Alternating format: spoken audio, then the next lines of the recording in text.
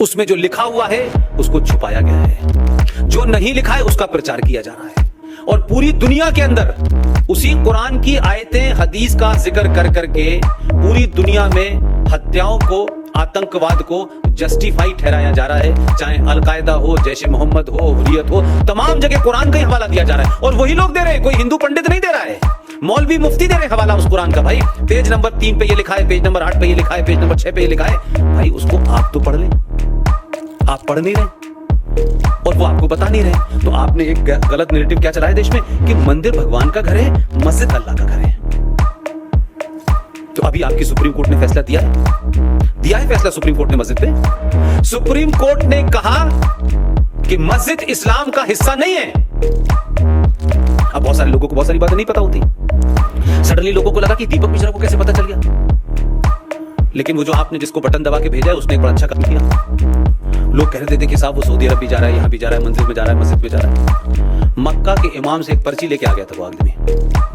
उससे पूछा कि ये बताइए कि जो मोहम्मद साहब ने मस्जिद बनाई थी वो कहां है? तो वो तो तोड़ दी गई, उस मस्जिद का तो कोई जिक्र नहीं है। और मस्जिद जो है कोई अल्लाह के घर तो हो नहीं सकता, क्योंकि अल्लाह तो आदर्श है।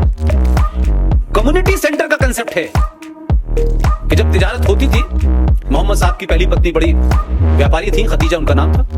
उनके यहां से सामान आता था हिंदुस्तान, 6 महीने बाद वापस जाता था। तो उस जमाने में लोग ऊंटों पे सवारी करते थे, जाते थे, एक बड़ा सा कम्युनिटी हॉल था, वहां लोग सो जाते थे, नहाते थे, धोते थे और उठ के वहीं नमाज पढ़ लेते थे। तो वो कम्युनिटी सेंटर होता था। कोई अल्लाह का घर, कोई पवित्र जगह, कोई ऐसी जगह कि जो कहीं तोड़ दी जाएगी तो उस पर बवाल मच जाएगा, ये नहीं था।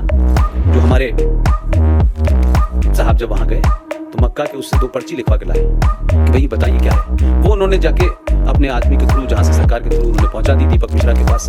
तो जो मुसलमान जब गए थे बहुत चिल्ला चिल्ला के, कैसे आप कह सकते हैं साहब की मस्जिद अल्लाह का घर नहीं है, कुरान में लिखा है और इसमें लिखा है, फलाना लिखा है, खूब चिल्लाए। दीपक मिश्रा ने पर्ची निकाली, दिखा के बताओ मक्का के बड़े इमाम से ज्यादा बड़े इमाम हो तुम क्या? एक नहीं बोला, बोले नहीं वो ऐसा नहीं था साहब, वो ऐसा हो गया होगा, फलाना हो गया। उसके बाद कोई रिव्यू पिटीशन नहीं आई। लेकिन ये साबित हो गया इस देश में कि 70 साल से मस्जिद के नाम पे आपको लूटा गया, डराया गया। जब मस्जिद पवित्र ही नहीं है, मस्जिद इस्लाम का हिस्सा ही नहीं है, तो एक रेस्टोरेंट है जैसे इस्लाम वहां सऊदी अरब में तोड़ दिया जाता है। रोज मस्जिदें टूटती है वहां पे, मस्जिद का कोई कंसेप्ट ही नहीं है। तो इसी किस्म के फ्रॉड इस देश में सिर्फ इसलिए हो रहे हैं कि आप उनकी कमियों को और कमजोरियों को नहीं जानते हैं, और वो आपको डरा डरा के बाबरी मस्जिद के बारे में कहने लगे कि साहब ये मस्जिद शहीद हो गई है, आपने काशी में क्या किया है, आपने मथुरा में क्या किया है। तो मैं इस समाज से पूछता हूं भाई कि क्यों आपने ठेका ले रखा है क्या, कि आपका ही सारा इस बात का ठेका है कि जब तक कोर्ट कुछ नहीं कहेगी तब तक आप कुछ नहीं करेंगे। भाई जब ये साबित हो गया कि मस्जिद जो है इस्लाम का हिस्सा ही नहीं है, मस्जिद इस लाइक के रेस्टोरेंट, आज है तोड़ दीजिए, कल दूसरा बना लीजिए। ना उसमें अल्लाह की स्थापना होती क्योंकि अल्लाह हो नहीं सकते, ना उसमें कुरान रखा जाता, नमाज पढ़ने की जगह है, नमाज तो आप जो है सड़कों पे भी पढ़ लो। तो भाई मथुरा की मस्जिद का या काशी की मस्जिद का इंतजार क्यों कर रहे हैं? कोर्ट कहेगी कैसे तोड़िए? अरे आपके घर में किसी ने एनक्रोचमेंट किया है, हटा दीजिए, खत्म करिए बात। आप इतना लंबा झगड़ा क्यों करना चाहते भाई? क्या बाबरी मस्जिद आपने कोर्ट से लिखवा के ले गए थे क्या अडवाणी जी, क्या आज हम तोड़ने जा रहे हैं लीगली?